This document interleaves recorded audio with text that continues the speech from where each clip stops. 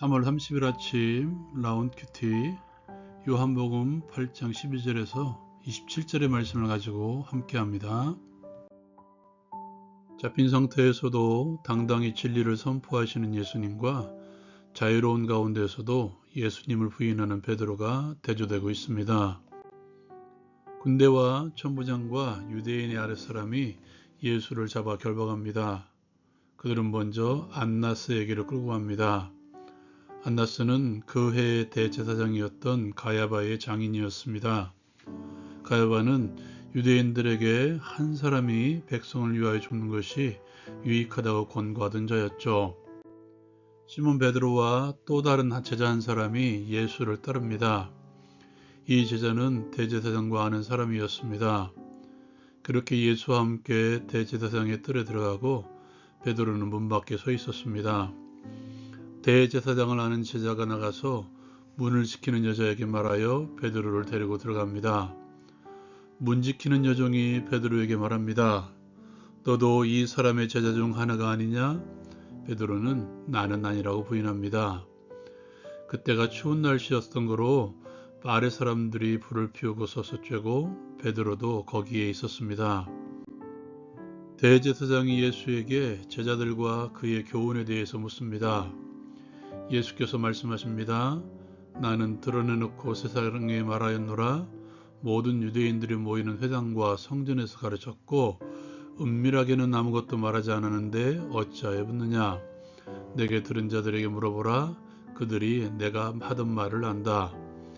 이 말씀을 듣고 곁에 섰던 아랫사람 하나가 예수를 손으로 치며 말합니다.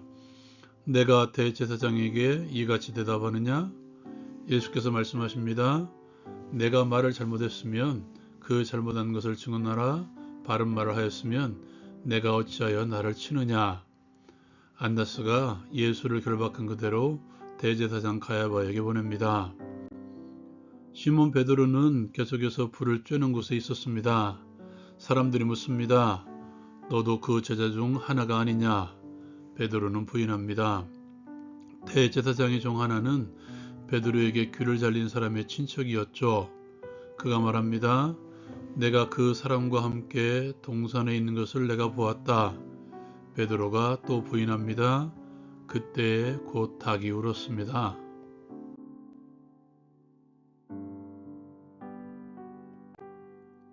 이 말씀을 가지고 사람들 앞에서도 당당하신 예수님에 대해서 함께 나누기를 원합니다. 사람들이 예수를 결박해서 안나스에게로 끌고 갑니다. 거기에서 재판이 아닌 재판이 열리죠. 그들이 묻는 것은 제자들과 그의 교훈에 관한 질문이었습니다. 종교 재판이었다는 것이죠. 거기에서 그가 잘못 말한다면, 아니 그들의 구미에 맞게 말을 하지 않고 그들에게 선처를 바라지 않다면 어쩌면 사람들이 생각하기에는 애견된 몰락의 길을 걷게 되는 것이죠. 그런데도 예수께서는 그들 앞에서 당당하게 말씀하십니다. 지금 결박당해 있음에도 불구하고 자신의 말 한마디에 몰락의 길을 걸을 수 있음에도 불구하고 나는 당당하다라고 말씀하고 있죠. 항상 사람들이 모이는 곳에서 가르쳤고 은밀하지 않았으며 바른 말을 해왔다라고 말씀하십니다. 오히려 요구하시죠. 예수께서 그렇게 당당하게 말씀하셨던 이유, 그만큼 그의 삶 또한 사람들 앞에서 당당했다는 반증이기도 합니다.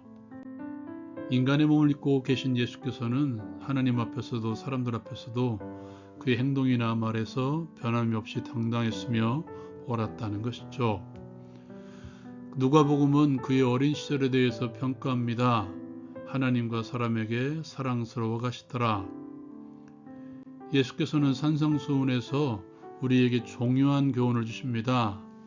어떤 것으로도 맹세하지 말라고 말씀하시며 너희의 말이 옳다 옳다 아니라 아니다 라고 말하라고 말씀하십니다. 여기에 다양한 해석이 있을 수 있죠. 그러나 중요한 것은 항상 진실하게 말하라는 예수님의 명령이십니다. 예전에 함께 나눈 적이 있었는데요. 저는 하얀 거짓말은 없다고 생각합니다. 아니 없어야 한다고 생각하고 하지 않도록 노력해야 된다고 생각하는 입장입니다. 어떤 사람을 대하든지 그리스도인이라면 진실하게 말하고 진실하게 행동하십시오. 숨기지 마십시오. 무엇보다도 정의를 행하려고 하십시오. 미가 선지자의 외침을 기억하십니까? 여호와께서 내게 구하시는 것은 오직 정의를 행하며 인자를 사랑하며 겸손하게 내 하나님과 함께 행하는 것이 아니냐. 정의를 행하는 것을 사랑과 하나님과의 동행의 위치에 동등하게 놓고 있습니다. 신앙이라는 이름으로 사람들을 함부로 대하지 말라는 것입니다. 모든 사람들 앞에서 정의롭게 살아가고 옳게 살아가며 진실하게 말하려고 하는 것이 그리스도인들이 이 땅에서 예수를 드러내는 삶의 하나임을 기억하십시오. 두 번째가 바로 베드로의 비겁함이죠. 예수님의 당당함에 맞서 대조되는 베드로의 비겁함. 또 하나의 대조가 있죠. 예수는 결박당해 있었습니다. 그리고 베드로는 자유로운 상태였죠. 주를 위해서 죽겠나이다라고 당당하게 예수를 맡겠다고 말했던 베드로. 그것을 이루기 위해서 어쩌면 칼을 들고 있었던 것이 아닐까요? 그러나 정작 그는 종들 앞에서, 아레스들 앞에서 예수님을 부인합니다. 정작 그는 결박을 당하지도 않고 자유로운 상태에서 오히려 그는 예수님의 말씀대로 3번 부인합니다. 오늘 말씀의 마지막 구절이 이것입니다. 이에 베드로가 또 부인하니 곧 닭이 울더라. 여기에 예수님과 대조된 한 사람이 등장하죠. 베드로입니다. 주를 위해서 죽겠나이다라고 예수를 맡겠다고 말했던 베드로. 어쩌면 그것을 이루기 위해서 칼을 들고 동산에 가지 않았을까요? 그러나 정작 그는 종들 앞에서, 아랫사람들 앞에서 예수님을 부인합니다.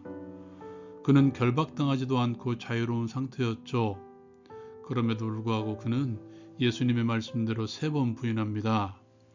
오늘 말씀의 마지막 구절이 이것입니다. 이에 베드로가 또 부인하니 곧 닭이 울더라. 여러분, 베드로를 통해서 우리가 얻을 수 있는 교훈이 있죠.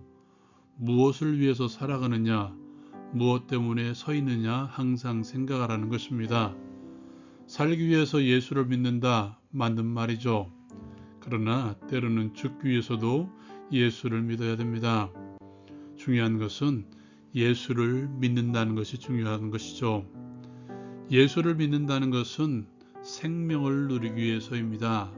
그러나 생명을 누리기 위해서 우리는 나를 죽여야 됩니다. 죽지 않고는 새 생명을 누릴 수 없죠. 이러한 목적이 없다면 우리는 살려고 발버둥 칠 수밖에 없습니다. 오늘 말씀의 두 주인공인 예수님과 베드로의 목적은 분명히 달랐죠. 십자가가 목적이었던 예수, 십자가가 목적이 아니었던 베드로. 어쩌면 베드로는 자신이 삶의 목적이 아니었을까요? 그렇기에 그는 자신이 살기 위해서 예수님을 부인할 수밖에 없었던 것이죠. 자신이 목적이 된다면 결국 중요한 순간에 우리는 주님을 배반할 수밖에 없습니다. 그러므로 살기 위해서가 아니라 죽기 위해서 예수님을 믿으십시오. 내가 죽는다면 예수께서 나를 살려주실 것입니다. 여러분, 그렇다면 우리가 베드로를 욕할 수 있을까요? 누구라도 그런 상황이라면 장담할 수 없다는 것이죠. 여기서 두 번째 교훈을 기억하라는 것입니다. 신앙의 장담을 하지 마십시오. 서로 내가 주를 위해서 살겠노라고, 주의 영광을 위해서 살아가겠노라고 다짐할지라도 막상 결정의 순간이 찾아오면 우리도 비겁해질 수 있으며 넘어질 수 있음을 기억하라는 것입니다. 그때 베드로를 기억하십시오. 그리고 아브라함을 기억하십시오. 우리는 잘 넘어져야 됩니다. 넘어져 있지 말라는 것입니다. 일어서기 위해서 넘어짐을 인정하십시오. 다시 하나님 앞에 서라는 것이죠. 다시 나를 용서하시려고 예수께서 지신 십자가 앞에 다시 서십시오. 거기에 우리는 다시 시작할 수 있습니다. 그 십자가 아래에서 우리를 용서하신 예수님의 사랑의 손길을 붙잡고 우리는 다시 일어설 수 있는 것이죠. 그렇게 십자가 앞에 서기를 반복하며 우리는 결국 그리스도에게까지 자랄 수 있을 것입니다. 적용을 위해 함께 기도합니다. 당당하게 십자가의 길을 가기 위해서 걸어갔던 예수님처럼 예수님을 부인하지 않고 나를 부인하며 십자가의 길을 따라가게 하옵소서. 예수님의 이름으로 기도합니다. 아멘. 나를 부인해야 내가 삽니다. 예수를 부인하면 내가 죽습니다. 그러나 그 자리에서 십자가로 나아가 다시 시작하십시오. 라운큐티 마칩니다.